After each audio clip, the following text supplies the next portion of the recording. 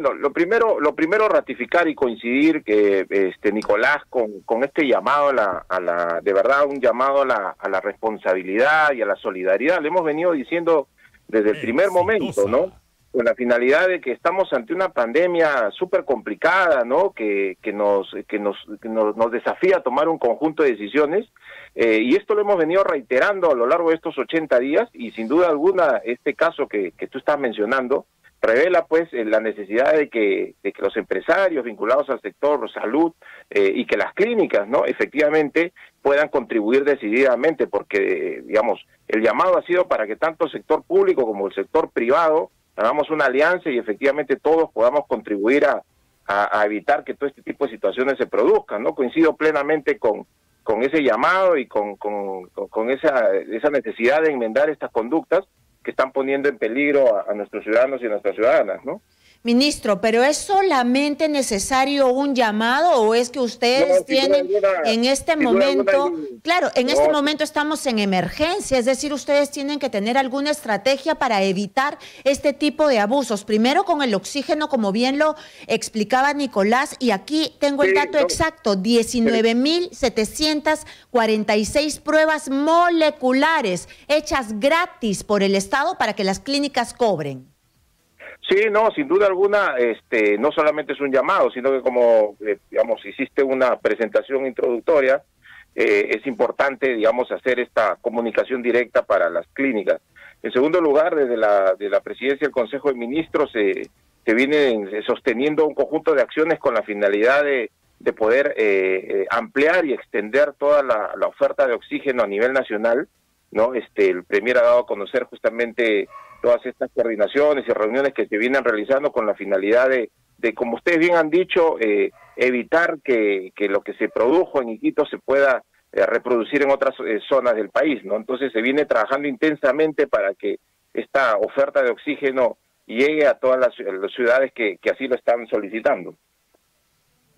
Claro, el problema es que en circunstancias como estas, las coordinaciones para escuchar y para ver la buena voluntad que puede existir no nos alcanzan, ¿no? Lo que habría que hacer es sentarlos, decirles, esta es nuestra necesidad y dar órdenes, ministro.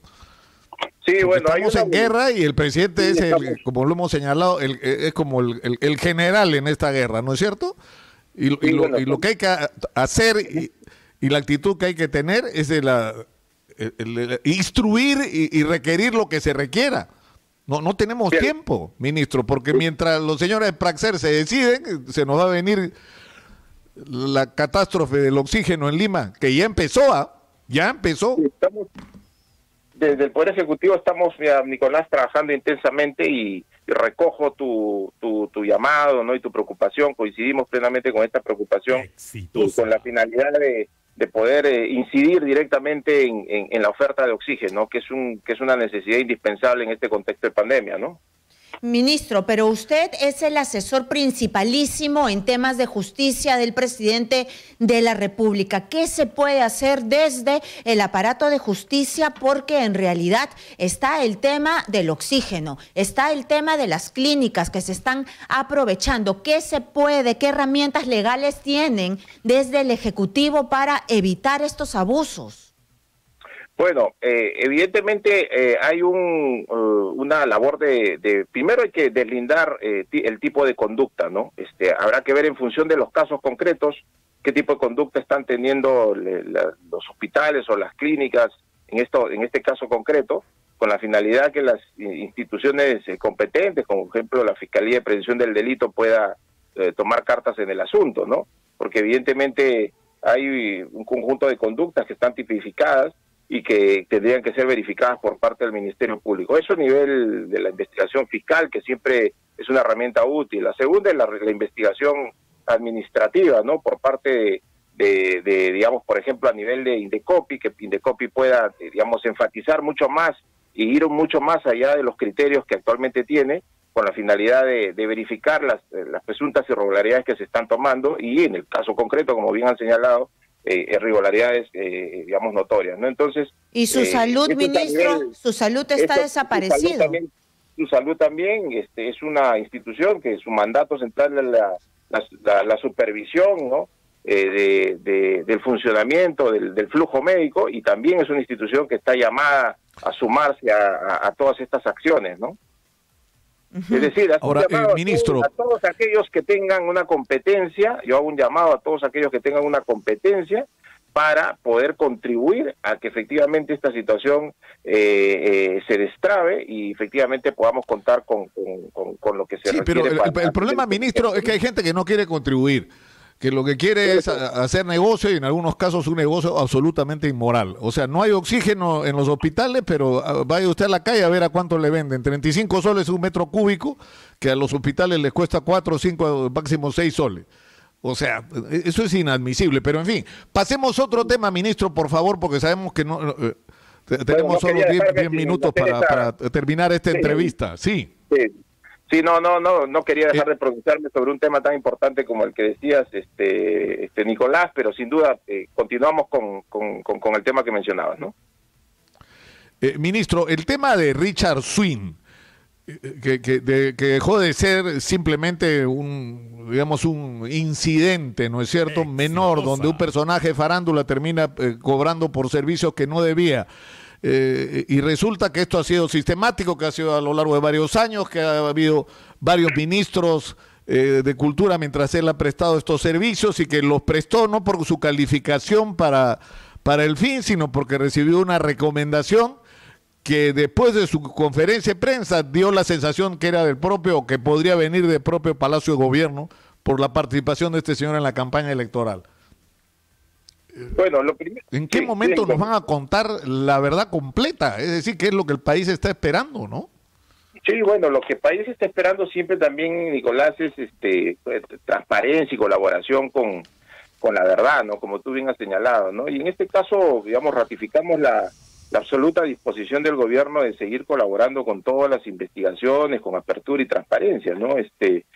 Como bien se ha señalado, ¿no?, públicamente, el haber participado en alguna campaña, de ninguna manera le otorga a nadie, y esto lo ratifico, a nadie ningún derecho a ocupar un cargo público, ¿no? Lo hemos venido nosotros sosteniendo en diversas reuniones, plasmándolo en las políticas, en todo tipo de acciones, que son los méritos y la trayectoria la que deben definir quiénes ocupan los cargos públicos o quiénes prestan servicios, al interior del aparato estatal. Entonces, esto es una muestra clara de ese sentido, y hemos dado también, Nicolás, muestras de lucha anticorrupción permanentes, ¿no? Entonces, mostramos esa disposición, que se investigue, y reafirmamos ese compromiso anticorrupción que lo hemos venido sosteniendo desde el primer día, ¿no? Ministro, pero el tema de la meritocracia se la trajo abajo simplemente con una respuesta el presidente de la República. Él es el que dijo que después de la campaña se saltaba pues a un puesto público. Y en este contexto yo le quisiera preguntar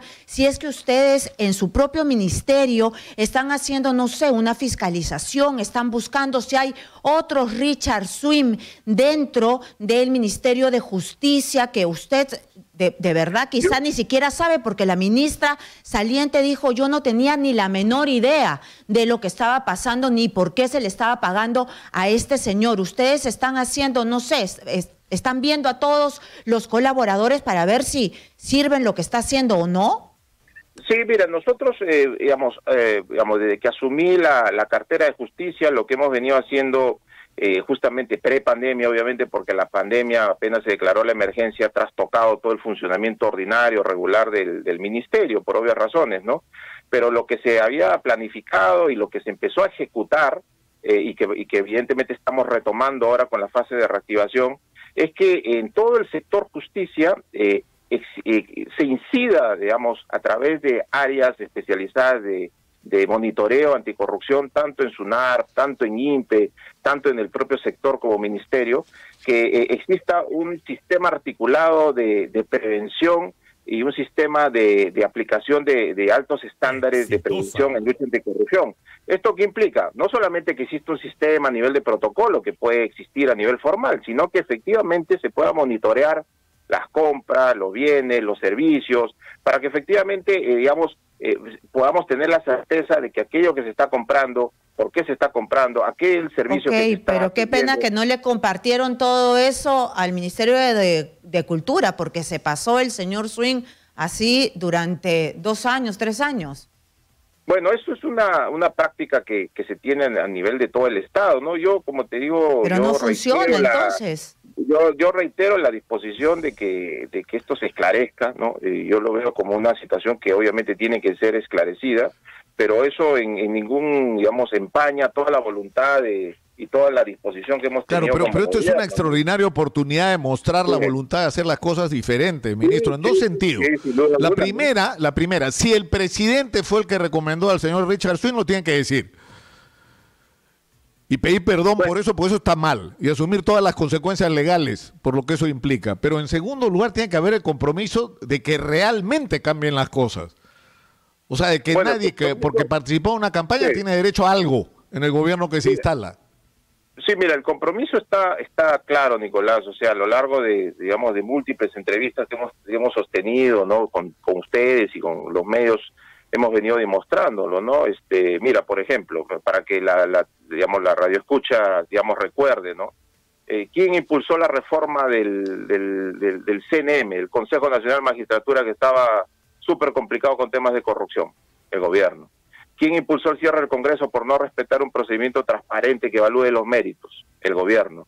¿Quién ahora, en plena pandemia, pidió que la Contraloría ingrese al control concurrente, que tuvimos que sustentar al Congreso de la República, que se le dé a la Contraloría esa facultad de control concurrente para que se investiguen, ¿no?, los hechos de irregularidades y corrupción que puedan haber? O sea, existe la voluntad total de esa apertura y ese ánimo de investigación, ¿no?, por parte del Poder Ejecutivo, ¿no? Pero lo que pasa es que todo lo que ustedes han hecho, ministro, todo lo que ustedes han hecho queda empañado con Swing, porque es la realidad pura y dura. Entonces, ¿por qué el presidente de la República, como dice Nicolás, de una vez no dice las cosas como son claramente? O si no dice, vengan, señores fiscales, vengan acá que voy a dar la declaración y con la verdad. Bueno, yo ahí sí discrepo, primera vez que discrepo democráticamente con esa afirmación, con mucho respeto, de verdad, porque no empaña todo el trabajo intenso, denodado, que se viene realizando en materia de lucha anticorrupción, ¿no? Yo creo que este es un hecho que, como todo, tiene que ser investigado, y ratificamos eso, y se ha dado las facilidades, y se seguirán dando las facilidades al Ministerio Público o la Comisión de Fiscalización del Congreso para que se esclarezca. Nosotros somos los principales interesados que esto ocurra, ¿no? Ministro, sobre si esto empaña o no empaña, bueno, no es una decisión ni de usted ni nuestra, eso es, yo creo que la propia gente nuestra obligación es proporcionarle toda la información que sea posible con todas las versiones para que se forme su propia opinión. Pero vayamos al tema que era el objeto de esta entrevista, que es la situación de los penales. Es decir, por un lado el Tribunal Constitucional ha declarado la inconstitucionalidad del hacinamiento, y por el otro lado hay quejas y denuncias de los dirigentes de los trabajadores penitenciarios con respecto a la real situación de los penales. Entonces, la pregunta es, ¿qué es lo que está pasando en relación al COVID realmente? ¿Cuántos trabajadores infectados hay? ¿Cuántos han fallecido? ¿Cuántos internos están afectados por el COVID? Ya, mira, Nicolás, acá, bueno, como tú sabes, es una dura batalla que estamos librando. Lo primero, señalar que coincidimos, como lo he declarado públicamente, con la sentencia del Tribunal Constitucional, ¿no? ¿Por qué? Porque yo lo he venido sosteniendo en múltiples entrevistas desde el inicio, sino que lo hacía de forma solitaria, hasta que por fin el Tribunal Constitucional ha emitido esta sentencia, en donde el llamado ha hecho a poder, entre todos los poderes del Estado, incidir en las situaciones estructurales del hacinamiento en nuestro país. ¿Y por qué, Nicolás? Porque, primero, ¿quién es el que establece qué conductas y qué beneficios penitenciarios se acogen o no se acogen los internos? ¿Es el Ejecutivo? ¿Es el Judicial? No, es el Poder Legislativo, que a través de las normas, las leyes o los decretos legislativos, establece qué tipo de conductas. Segundo, ¿qué hace el Poder Judicial? Establece el nivel o la intensidad del uso de las prisiones preventivas en nuestro país. Y tercero, nosotros que administramos la pena a través del Instituto Nacional Penitenciario. El INPE ha sido declarado en 15 años 4 veces en emergencia. Y a pesar de estas declaraciones que han tenido por finalidad de dotarle de recursos y de acciones para que se deshacine, el efecto ha sido todo lo contrario. Hemos tenido en 10 años más de 51,000 presos.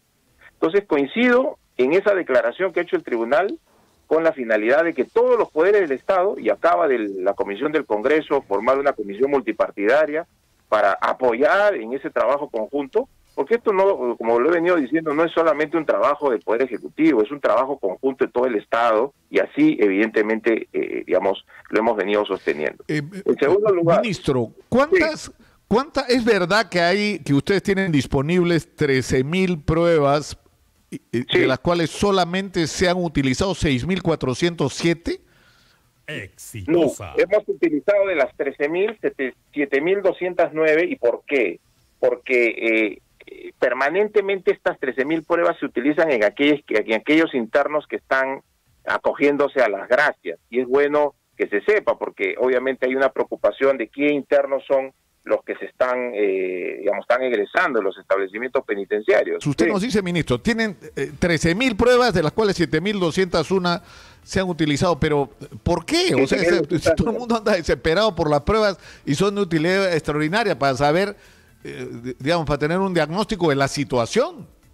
Claro, como yo lo he venido sosteniendo, primero que estas pruebas se aplican tanto a los, por prescripción de los directores de salud de los establecimientos, ¿no? Que ven, cuando hay indicios de brote en algún establecimiento penitenciario, incluso se han dado noticias de internos que se han recuperado a nivel del norte.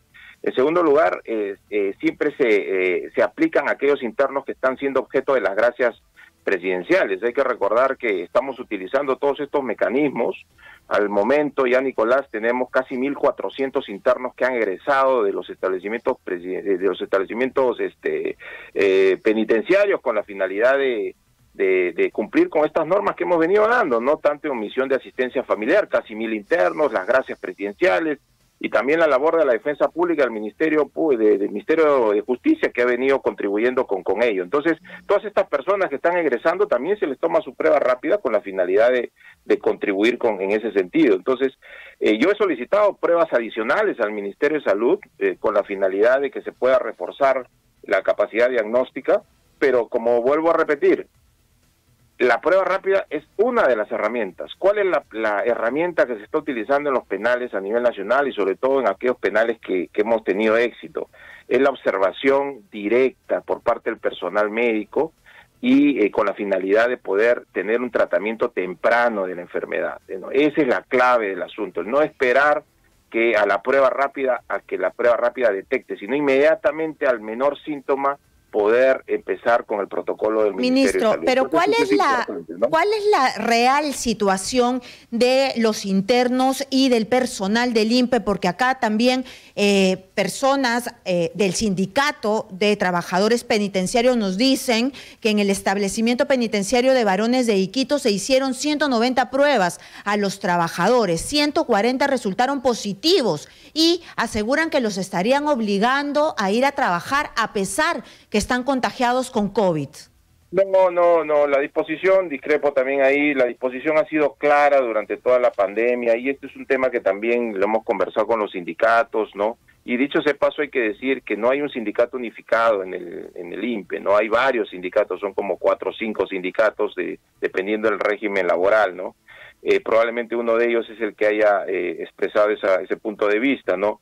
Lo que hemos venido sosteniendo es que no hay ninguna persona que se va a quedar sin empleo en el Instituto Nacional Penitenciario, más bien lo contrario, les agradecemos por todo el trabajo que vienen realizando, ¿no? En este contexto de pandemia, ¿no? No, pero la queja no es que se queden sin empleo, sino que están trabajando algunos de ellos cuando no deberían hacerlo, deberían estar bajo protección, en cuarentena. No, es que justamente algún sector del sindicato decía que justamente para no quedarse sin trabajo iban a trabajar a pesar de que podían tener algún síntoma, ¿no? La disposición es clara, es que cualquier trabajador que presente algún síntoma inmediatamente tiene que seguir el protocolo del Ministerio de Salud. ¿Cuántos trabajadores están infectados? Sí, a nivel de trabajadores tenemos 820 trabajadores positivos, de los cuales 734 están en sus casas, ya, digamos, con monitoreo, muchos de ellos asintomáticos. Esto lo monitorea Recursos Humanos del Instituto Nacional Penitenciario. No hay por el momento trabajadores en la villa, hay 17 trabajadores que están en hospitales y hay 54 trabajadores que se han dado de alta y que se han reincorporado a sus labores, y hay 15 trabajadores, estas cifras se han mantenido, 15 trabajadores fallecidos, lo cual obviamente lamentamos en los 68 establecimientos, ¿no? Eso a nivel de trabajadores. Digamos, recuerden que los trabajadores, sobre todo agentes penitenciarios, se encuentran en la primera línea de trabajo, y por eso es que se han fortalecido las acciones en ese punto, ¿no? De acuerdo. Ahora, ¿A ustedes? sin embargo, estas cifras que usted da se refieren a los casos en los que se han presentado síntomas o los que se han hecho pruebas, pero ¿cuántas pruebas han hecho? ¿Cuántos son? 7.500 trabajadores creo que hay en el INPE, ¿no es cierto? Sí, se han hecho 3.232 pruebas, que es una cifra importante, ¿no? También ahí se ha digamos, aplicado la capacidad diagnóstica en relación a los trabajadores, y se le hace el seguimiento tanto en el INPE como en el ministerio, con un grupo de apoyo humanitario, para que efectivamente no tengan problemas o se minimicen en todo caso los problemas, para poder ingresar a la atención diagnóstica del primer nivel o para la hospitalización. Como te digo, solamente hay 17 trabajadores hospitalizados a nivel del Instituto Nacional Penitenciario, ¿no? Ministro, a usted el Congreso le delegó facultades para legislar el 29, el sábado que recién ha pasado, y tenían 7 días. ¿Ya tienen preparado todo? Sí, bueno, en relación a la delegación de facultades, que es la cuarta herramienta que estamos utilizando para poder incidir en el deshacinamiento, efectivamente el día de hoy voy a presentar en Consejo de Ministros el marco normativo, que básicamente son 2 decretos legislativos, ¿no? Y vamos a cumplir con el plazo establecido por el Congreso, con la finalidad de incidir en el deshacinamiento, ¿no? Un decreto legislativo que tiene que ver justamente con todos los procedimientos que habíamos señalado para que los procesados por delitos no prohibidos puedan cumplir comparecencias con restricciones. Esto es un trabajo que hemos venido realizando, digamos, técnicamente con el Poder Judicial, con la finalidad que efectivamente pues existe una garantía de control judicial en relación a este proceso, ¿no? Y el segundo decreto legislativo, que me parece muy importante, no solamente en el contexto de la pandemia, sino también en general, porque recordemos que el Tribunal Constitucional nos ha dado, digamos, el mandato de que entre todos los poderes públicos, en un plazo de 5 años, deshacinemos desde nuestras competencias. Y nosotros, como Poder Ejecutivo, estamos contribuyendo con ese mandato, proponiendo un decreto legislativo que tiene que ver con los grilletes electrónicos. Esto es una medida que se utiliza a nivel mundial, que lo utilizan todos los países que tienen sistemas penitenciarios, y que evidentemente siempre se ha reclamado el uso de grilletes electrónicos. ¿Por qué no se usan grilletes electrónicos? Digamos, ¿por qué no se incrementa esta medida alternativa? ¿Por qué todos tienen que estar en prisión? ¿Y por qué no se utilizan medidas alternativas? Estamos incidiendo a través de este segundo decreto legislativo con la finalidad de que esta situación cambie, y cambie de una vez por todas. No podemos permanecer con los niveles de hacinamiento que tenemos, y este es un punto de partida muy importante que vamos a tener como ministro. Usted ha dicho que han salido en las últimas semanas 1.400 presos en total por diferentes medidas, o sea, 1.000 por omisión a la asistencia familiar, es decir, cuando se estableció que quien cumpliera con pagar salía, y han salido 400 por indultos o gracias presidenciales de conmutación de pena. Han salido 1.355 internos, de los cuales 932 son por haber pagado sus deudas alimentarias, 308 por gracias presidenciales y 115 por acción de la defensa pública, ¿no? Solicitando el cese de prisiones preventivas ante los jueces del Poder Judicial, ¿no? Ministro, usted ha dicho también pero usted dijo que iban a ser 3.000, Karina. Sí, o sea 3, que los de las gracias presidenciales eran mínimo 3.000. Claro, lo que pasa que, digamos, estamos en ese proceso, y ahí ese es otro, yo he dicho un techo máximo, ¿no? Un techo, siempre no hablo de una cifra exacta, sino de techos máximos. ¿Y por qué techos máximos? Porque actuamos en función de un universo, ¿de acuerdo? Y dependiendo de la información, y ese es un reclamo que se nos ha hecho, y un pedido expreso que se nos ha hecho tanto a nivel de sociedad, de organizaciones, como a nivel del Congreso, tenemos que cautelar la seguridad ciudadana, es decir, las gracias presidenciales no son un cheque en blanco. Hay que verificar primero si no hay un mandato judicial en contra con una requisitoria vigente. o si existen procesos vigentes al momento de evaluar los casos. Entonces el INPE manda la información, el Poder Judicial manda la información, pero la Comisión de Gracias, una vez que evalúa esta existencia de riesgos para la seguridad ciudadana, efectivamente procede con mucha cautela para la tranquilidad de la sociedad. Entonces, ese trabajo se viene realizando para compatibilizar efectivamente queda claro, ministro. De seguridad, ¿no? Yo le quería preguntar, usted nos acaba de decir que no iban a salir estos presos que habían cometido delitos graves. Sin embargo, tenemos información nosotros que se ha dado libertad en el norte del país a un sujeto llamado Rolando Fernández que ha violado a una persona, y también otro interno, Gregorio Manchay, que ha estado acusado de tráfico ilícito de drogas. ¿Cómo se puede dejar salir, condonar 5 años de prisión a un violador?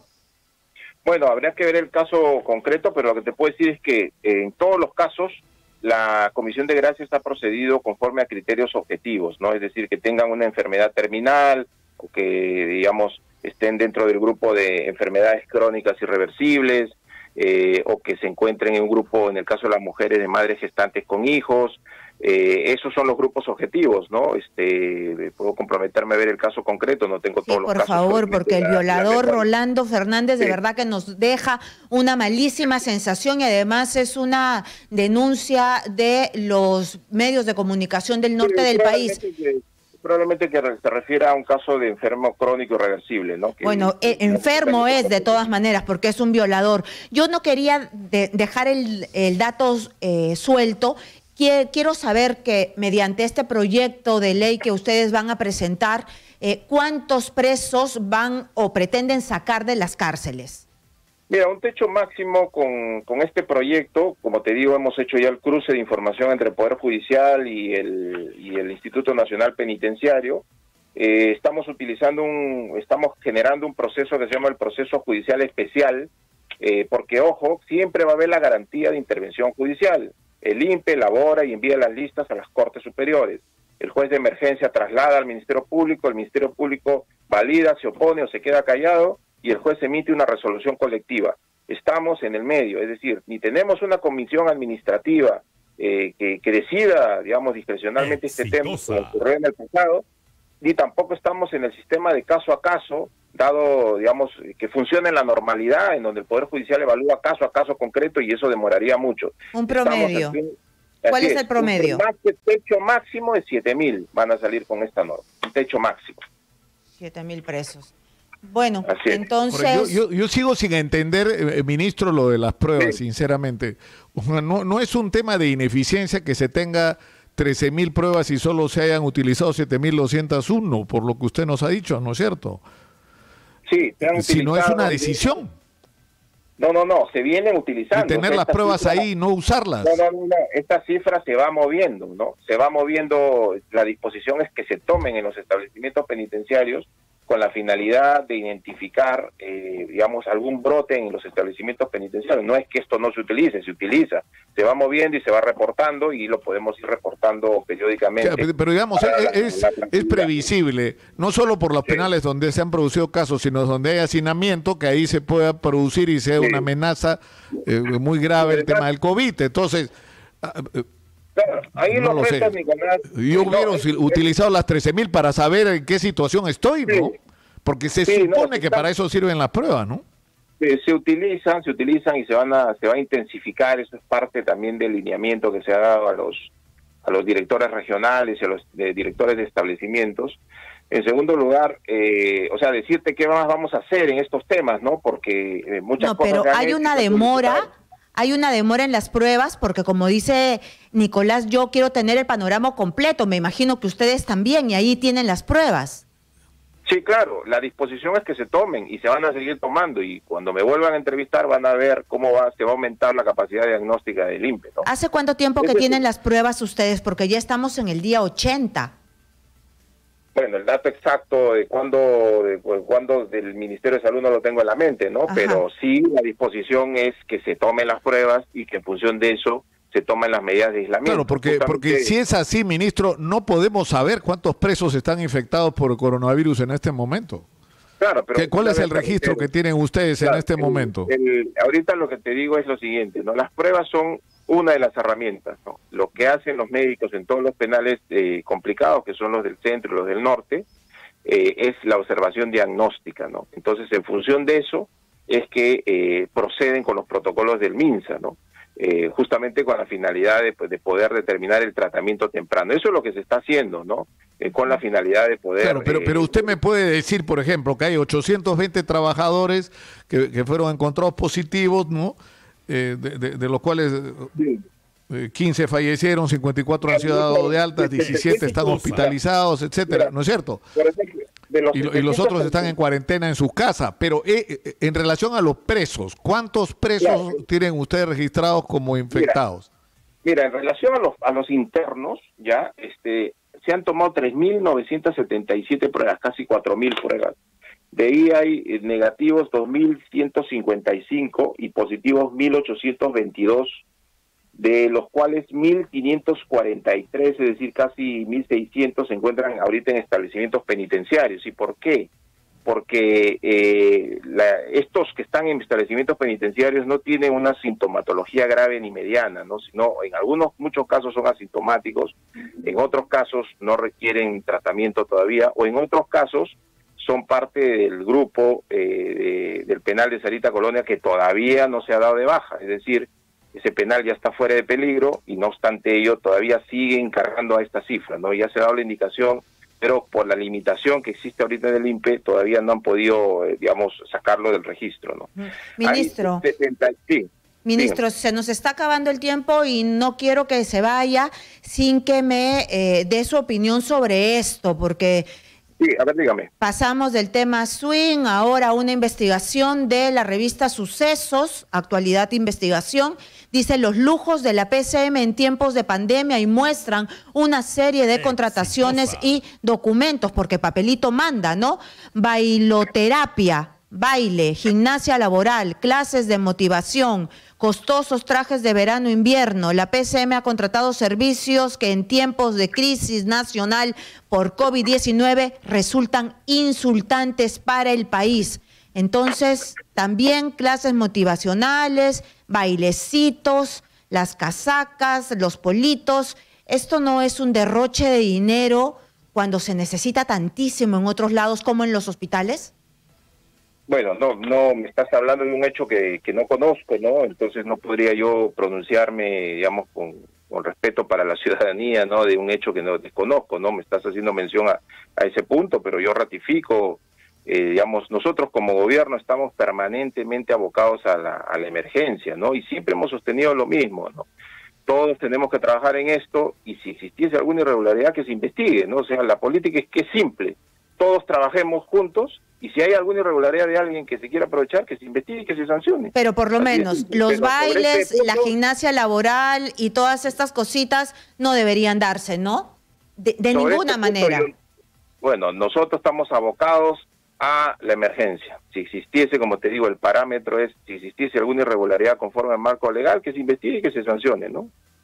Bueno, quiero entender que usted no está de acuerdo con ese tipo de contrataciones, dejándolo en condicional, ¿no? Entonces, podría haberse contratado, es una denuncia, pero ¿le parece bien? Yo creo entenderle que no le parece bien, ¿no? Más allá de cuestiones subjetivas, el criterio es claro, ¿no? Todos tenemos que estar abocados a la emergencia, y lo estamos, ¿no? Le doy fe, como ministro, que todos los ministros están abocados a la emergencia, como corresponde. Claro, solo esperamos, ministro... Porque escuchamos todos los días la desesperación de algunas regiones del país porque necesitan pruebas, porque necesitan saber cuál es la situación del virus en sus regiones, y usted tiene como 6.000 ministros.